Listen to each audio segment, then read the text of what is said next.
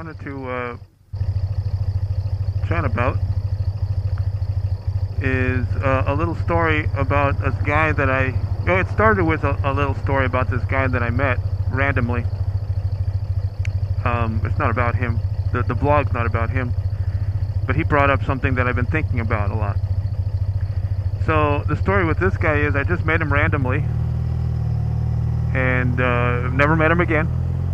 But it's one of those situations where you meet somebody and for whatever reason you're sort of empathetic or something, and you end up chatting with the person, you know, in a bar, in a laundromat, in the market, or whatever. You're walking your dog.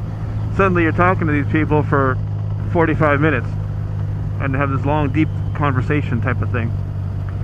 So I'm doing one of those deals, and he starts telling me he's down on his luck, he needs a job, he wants a job, and he doesn't know what to do.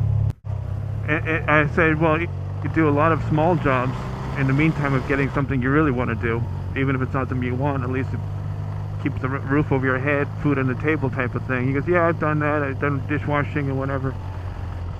He doesn't really like working at places like that because the other workers aren't nice. I guess they talk down to him. I tell him, people will do that all the time, talk down to you and try to put themselves above you somehow. When people do that kind of shit to you, try not to take it personal, because number one, it's an expression of their own insecurity, and number two, you don't have to take it home. It's only temporary. First of all, when you go home. Second of all, when you get a better job, you know, fuck them. Just give yourself a little peace and quiet. And he's like, yeah, you're right. They don't go home, obviously. But later on, we're talking some more. And he says, yeah, I think we're talking about class. And I tell him, you know, every culture has classes, and that's kind of the way it is. But you don't have to, that doesn't mean it's true. There isn't anybody better than the other person. He says, yeah, but you know, sometimes I'm at home and I'm still thinking about it. It makes me feel shitty and all that. And I said, oh, well, hang on a second then. If you go home and you're still thinking about it, then it's not on them anymore. What they do at work and around you, kind of like riding a motorcycle, you can't control them. You can only control your behavior. Depending on what's happening around you, you make judgments and decisions accordingly and appropriately for the new changing situation.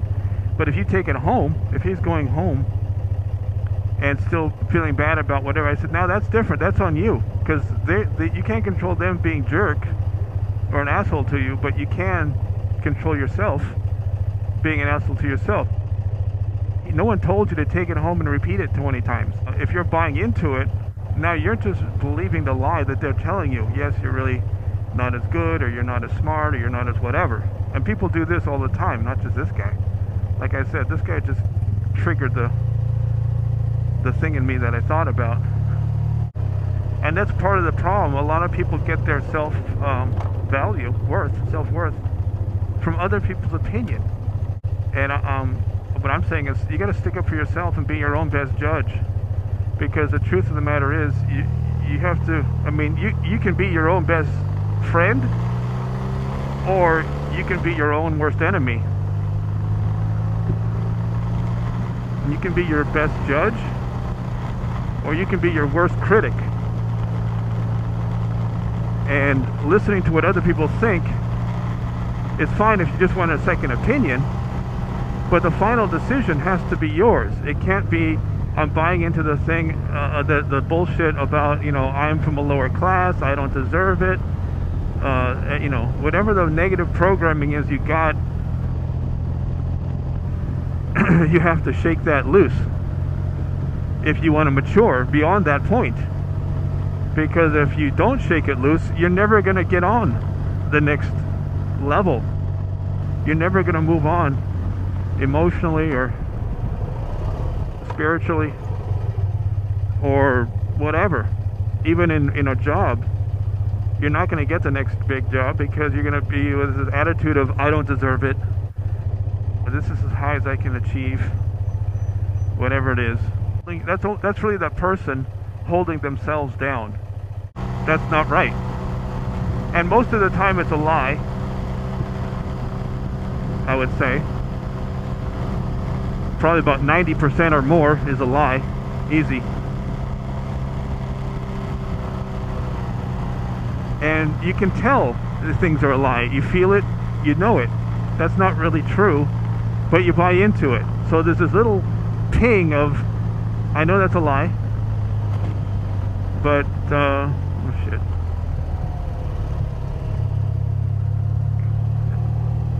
There's this little ping of, I know it's a lie. I'm glad he stopped.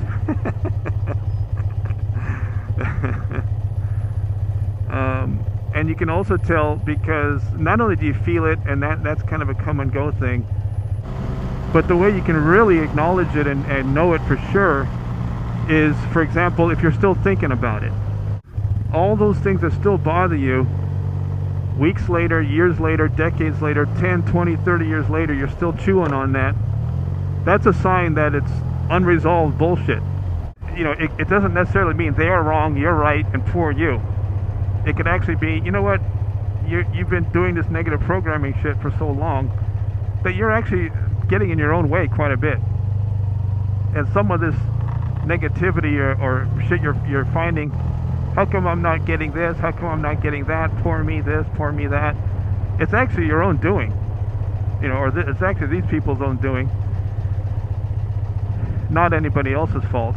So the truth of the matter could be something horrible happened, but it could also be that, you know what, sometimes you're fucking up too, and that's why you're still upset about it, because you haven't accepted your responsibility in the construction of this situation, whatever the thing was, whatever the scenario was.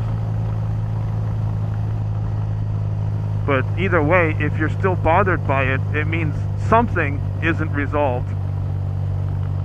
That needs to be resolved by the person now. Because you're not going to go back in time 10, 20 years, or maybe even last week, and resolve it. It's hard to go back in time. So you're not going to get an apology. You're not going to get, you know, a hug, or a kiss, or the cookie, or whatever the fuck it was that you're upset about. You have to kind of be your own best friend again here, and be in a way your own therapist. Resolve it in a way that is smart and constructive for you, because reliving it as the person's been doing isn't smart and constructive. That's living in the past, constantly upset about whatever happened 10, 20 years ago. That's living in the past. That's not living in the present. And that's what I'm talking about. These people, like this guy, buying into the fact that he's, you know, something negative. He never told me what they said. He just said they say mean things. But the fact that he took it home with him, to me, means that he's buying into it. And that's what I'm saying here. You have to stop buying into that negativity and those negative messages. You have to resolve it. And you have to resolve it on your own. You can't expect somebody else to, like I said, no one's going to apologize to you for something that happened 30 years ago. You just have to fix it on your own. Otherwise, what you're doing is putting your happiness and, in a way, your future in the hands of these other people who may never, and probably will never, do what you're hoping to get done. And very unlikely to, you know, resolve it for you.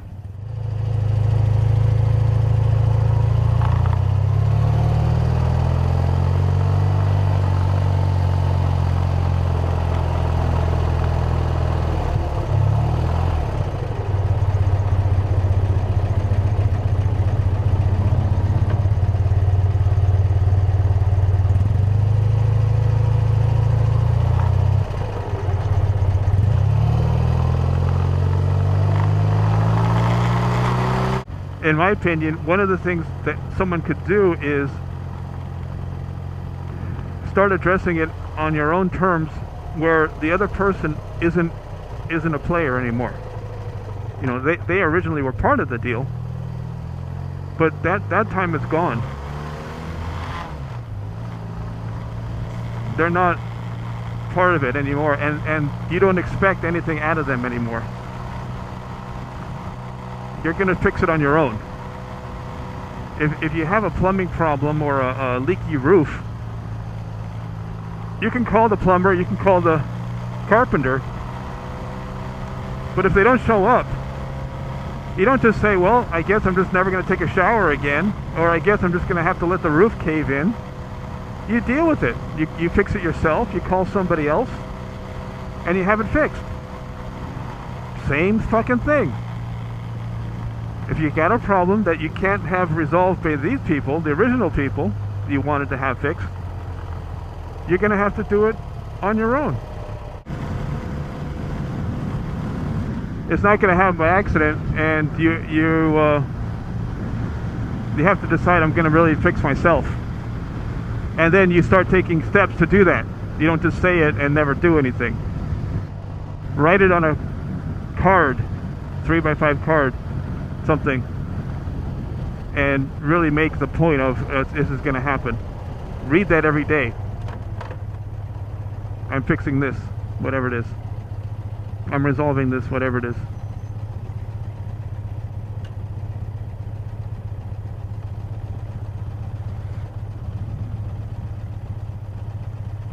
And then you can.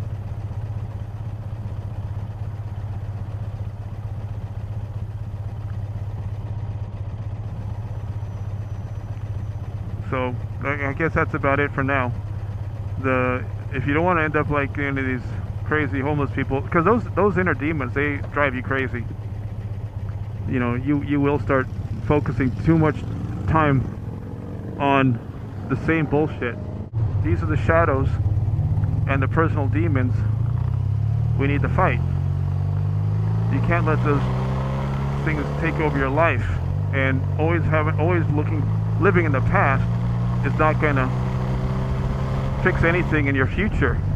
In other words, you're not going to. The only way to fix anything is by looking forward and moving forward, not by moving backwards. I just wanted to put that out there before I get killed.